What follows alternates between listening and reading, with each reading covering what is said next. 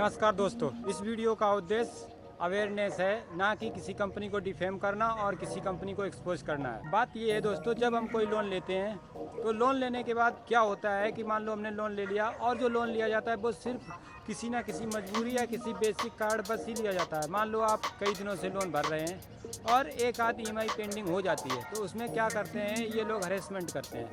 Harassment ये करेंगे कि आपको बार बार कॉल आएगी। तो इसमें ये होता है, उस समय आपको डरने, सबसे पहले आप ये समझो कि इसमें आपको डरने की ज़रूरत नहीं होती है, क्योंकि कोई भी एनबीएफसी में ये रूल नहीं है कि आपको कोई गाली दे या कोई आपको कुछ कहे। लेकिन ये कंपनियां क्या करती हैं, ये कंपनियां आपको डराने की बहुत बड़ी टेक्निक अपनाती हैं।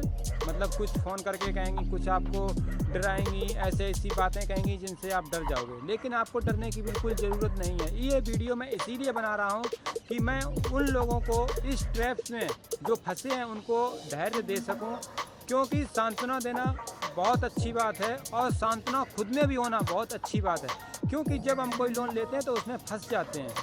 फंस क्या जाते हैं, मान लो लोन तो कोई सी कार्ड वसी लिया जाता है और लोन लेने के बाद उसकी ईएमआई मान लो कोई डेली हो जाती है आपसे 20 दिन या 1 महीने तक, तो आप डरने की चिंता नहीं है। देखो, डरने से कुछ नहीं होता है ना। आपके डरने से आप बहकावे में आ जाओगे, कहीं दूसरे कंपनी से लोन और ले लोगे और फिर आप उसको भर दोगे।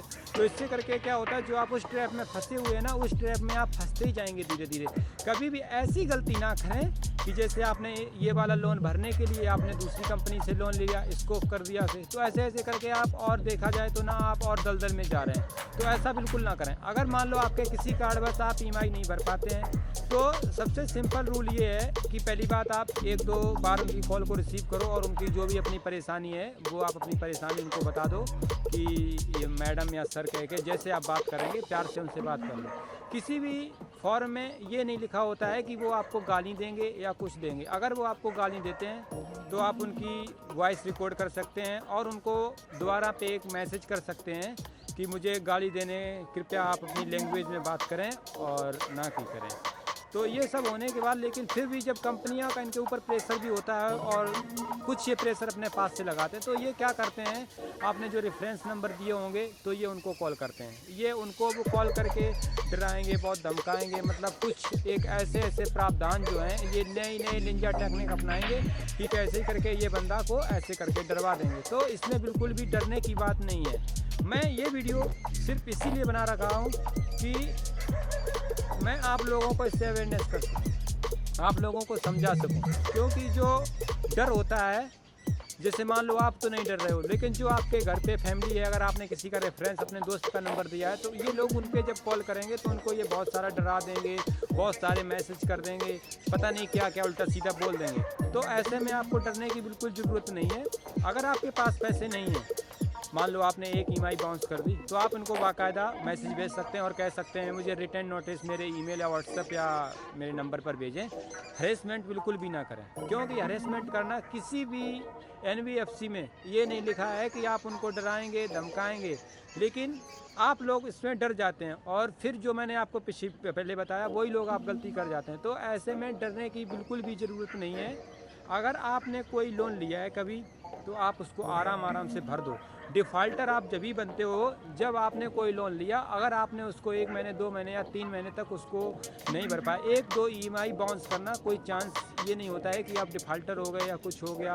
तो ये सब तरीके की जो बातें हैं लोग आपको नहीं बताएंगे। लोग आपको वो बातें बता देंगे, आपका सिविल स्कोर कितना है, इतना सिविल स्कोर पे इतने रुपए आपको लोन मिल जाएगा।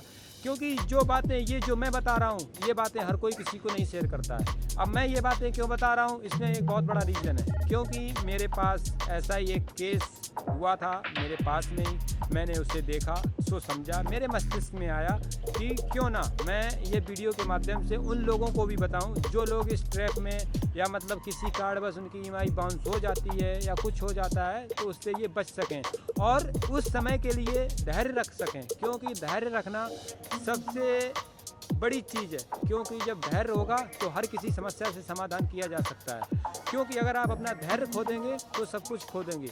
क्योंकि धैर्य वो शक्ति है जो अच्छे ब्रह्मास्त्र, अच्छे शिवास्त्र हर किसी से सामना कर सकती है। सबसे अच्छा और सबसे सस्ता सिंपल यही है, उस समय आप धैर्य रखें और कुछ ना करें। वो जो कुछ भी कर रहे हैं, अगर आपको फ़ोन करके गाली दे रहे हैं तो उनकी कॉल को रिकॉर्ड कर सकते हो।